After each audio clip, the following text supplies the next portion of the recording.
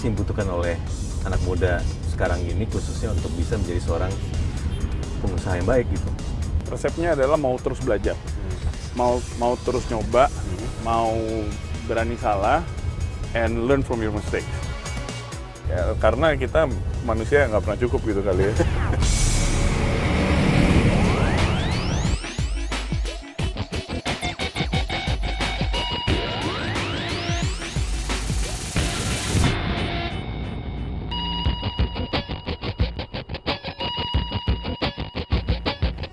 Masih, Pak? Halo, jumpa lagi di At The Wheel. Pemirsa, tidak sedikit perusahaan yang telah lama bergerak di bidang shipping atau pelayaran, logistik, dan juga transportasi. Nah, melihat rencana pemerintah yang akan terus membenahi tata niaga perdagangan di Indonesia tentu akan berdampak langsung terhadap sektor usaha ini. Apalagi jika infrastruktur kelautan atau infrastruktur maritim akan dibenahi atau berkembang pesat ke depannya. Nah, tamu kami kali ini adalah orang atau profesional muda sekaligus membawa nama besar perusahaan yang telah malang melintang di sektor usaha tersebut. Langsung saya akan temui Bani Maulana Mulia. Samudra Indonesia adalah perusahaan pengapalan kargo tertua di Indonesia yang didirikan oleh Sudarpo Sastro Satomo pada tahun 1964.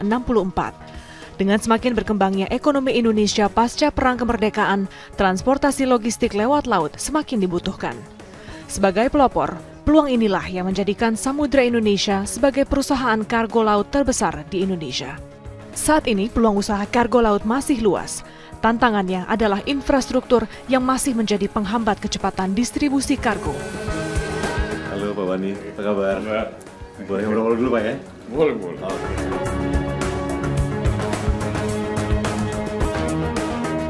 Oke, Bani kalau lihat dari industri shipping di Indonesia untuk saat ini kayak gimana sekarang? Kalau boleh dibilang very fortunate lah, di mana lagi ada archipelago yang pulaunya ada 17.000 lebih,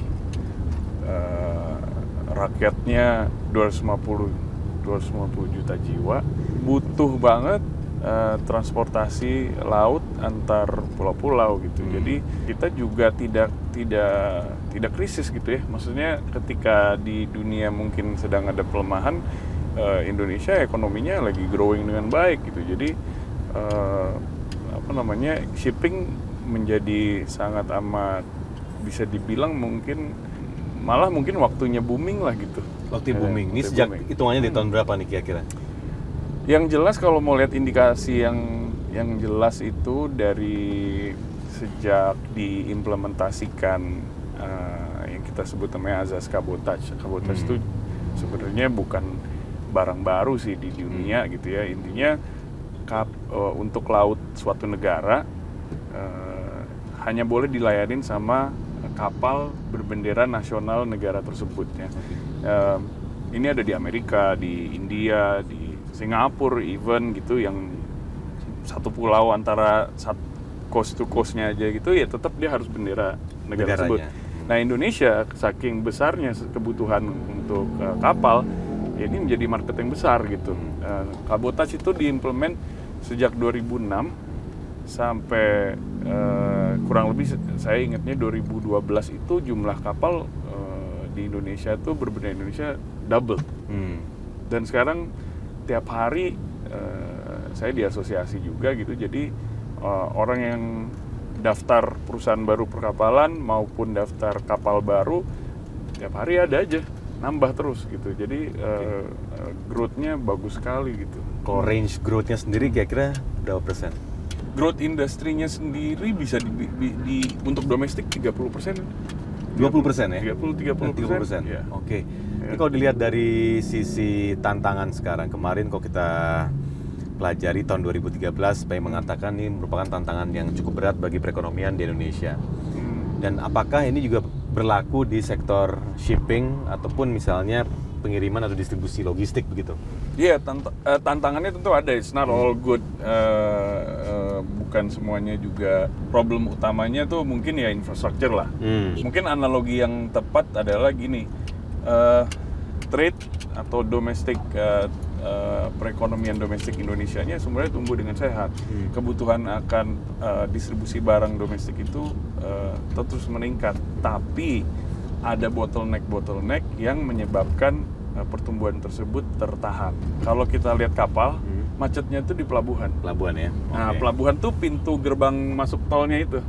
Jadi kapal mau sandar nggak cukup, dermaganya nggak cukup, alat bongkar muatnya terlalu sedikit, sehingga pelan dalam membongkar, ngosongin satu kapal, ngisi lagi satu kapal.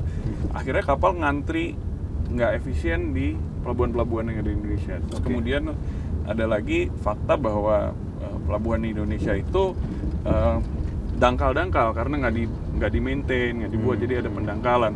Itu akhirnya kapal yang size lebih besar, draftnya lebih dalam, nggak bisa masuk. Oke, sejauh apa Jadi itu. kelemahan infrastruktur pelabuhan khususnya di Indonesia mempengaruhi kinerja perusahaan sendiri sejauh ini?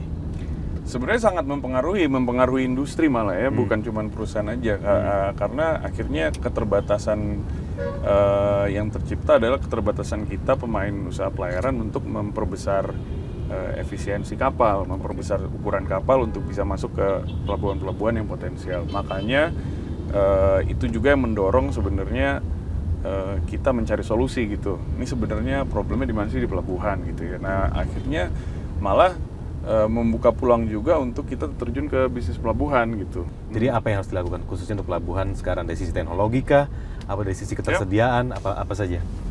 Banyak banget, tapi ya yang paling jelas, clear ya, bikin aja lebih banyak pelabuhan, dan di pelabuhan yang sudah ada dibikin lebih efisien. Lebih efisien itu bagaimana? Lebih produktif. Lebih produktifnya berarti alat bongkar muatnya harus dibuat yang lebih produktif. Jadi apa artinya, tadinya kan konvensional, mungkin tadinya bongkar muatnya pakai satu crane, sekarang crane-nya bisa macam-macam. Tadinya ada yang nggak pada crane-nya dari kapal, sekarang bisa udah ada kontainer crane. Artinya modernisasi sama penambahan alat yang bisa membuat produktivitas tinggi. Nah, selain itu tentunya ya yang nggak kalah penting sebenarnya juga akses ke pelabuhan yang perlu diperbaiki. Kayak kalau misalnya di Jakarta, itu big problem. Karena kita bikin Tanjung Priok terus. Tanjung Priok is a big problem, karena Tanjung Priok walaupun kapasitasnya ditingkatkan, alatnya ditambah, dermaganya juga sekarang ada direklamasi, tambah baru. Tapi akses ke Priok ya itu lagi. Jadi kapal kita misalnya gitu, seringkali sekarang kejadian bookingannya udah penuh gitu. Tapi barangnya nggak sampai, macet di jalan. Iya, jadi kontainernya sebenarnya udah book penuh gitu, nggak sampai. Ya kayak kita mau naik pesawat, stuck di jalan tol gitu. Nah, tadi kan sudah disebutkan bahwa akhirnya tertarik ke bisnis pelabuhan. Sejauh mana sekarang? Di tahap yang mana sekarang pembangunan itu? Dan di mana? Oke, 4 tahun yang lalu kita membangun pelabuhan kita sendiri yang dari nol ya, dari greenfield, itu di Kalimantan, di Samarinda. Kita bikin pelabuhan terminal peti kemas yang kita dapatkan dengan konsesi selama 50 tahun. Oke. Jadi sekarang sudah masuk ke tahun keempat, alhamdulillah growth itu membuktikan bahwa bahkan sudah mengalahkan forecast kita sendiri gitu ya. Kita pikir kita harus perlu ekspansi kapasitasnya baru nanti tahun kelima, sekarang tahun keempat sudah penuh. Tahun ketiga sebenarnya penuhnya, kita sekarang jadi sudah harus ekspansi, kalau enggak kongesti lagi, artinya kepenuhan lagi, bikin macet lagi, nggak efisien lagi. Jadi itu satu titik aja, baru satu titik aja di Samarinda. Trafficnya dari Jawa ke Samarinda, ada yang dari Jakarta, ada yang dari Surabaya dan sebagainya, ataupun mungkin ada dari Makassar. Tapi oke, selain Kaltim, Cilegon bagaimana? Cilegon juga kita Cilegon ya, tentunya Cilegon juga kebetulan kita juga ada sekarang masih dikaji untuk melakukan satu proyek lagi di Cilegon juga untuk meningkatkan kapasitas.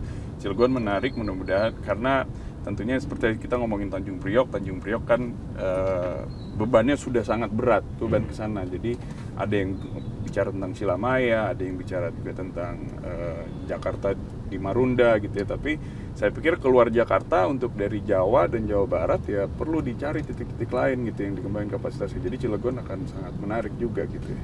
Oke. Ya. Nah, upaya pemerintah untuk meningkatkan tata niaga di Indonesia cukup atau tidak? Mungkin ya kurang, kalau artinya ya, karena kita manusia nggak pernah cukup gitu kali ya. Tapi ya kalau dibilang cukup ya nggak cukup, saya nggak